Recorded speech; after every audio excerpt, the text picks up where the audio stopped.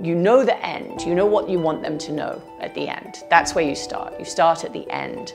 And then you say, okay, so how am I going to get there? I think that's what he does. He sees the future and he is able to make manifest what he sees. I'm drawn towards people that are visionaries. I think that what Stephen has been able to accomplish in 50 years of educational leadership, that is something that is special and something that we as a school should be proud of. When I'm making art, I have this image of what it is I'm going to make, and then I have to set about figuring out how to do that. I think with the building of the new Dwight School Performing Arts Centre, I think it enables all of the musical, theatrical and dance elements to work together. 2 years ago, he made a commitment to the Performing Arts Center. We created a theater on the first floor and a dance studio on the lower floor. To make a further commitment, this year we created a music room that's really wonderful. It was clear to me from the first time that I met Chancellor Stephen Spahn that the arts were something that were very much of interest to him.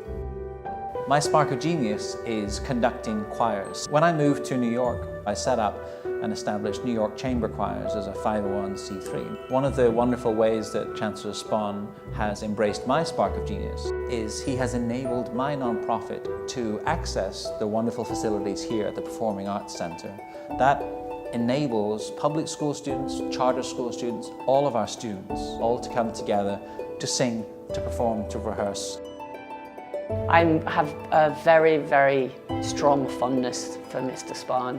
He interviewed me at least a year before I came to work for him, and I took myself out of the job because I wasn't qualified to do the job of being a third grade teacher at the time. He phoned every now and again, and he would call and check in, and then 2 days after my father died, he phoned and he said, "I found it!" And it was the reason I came back to New York after his funeral, I think. You know, it got me through. That was 11 years ago. Stephen has been supportive of me and my family, and I had 5 kids that all went through here. That's a long time to be involved with a school. I just feel like Stephen is one of the people I feel really fortunate to have met.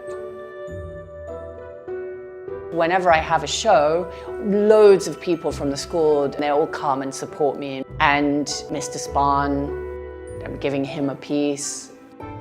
I think it's incredible, the whole spark of genius, ethos, and I see artists, and it doesn't matter what age they are. I've got a first grader who that's what she does. She sees life, she sees the world in that way.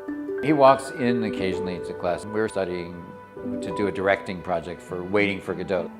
And he just stopped and looked at them all, and he said, "That is one of the most complicated plays." Like, he knew what it meant that they were studying that play. I don't think every chancellor would know what we were talking about, but he really knew. Those are moments that will stay with you all of your days. When you are 95, you'll remember that canvas. You'll remember that solo, and you'll remember that monologue, because the arts collectively bring you out of yourself, and they show everyone around you a whole new you.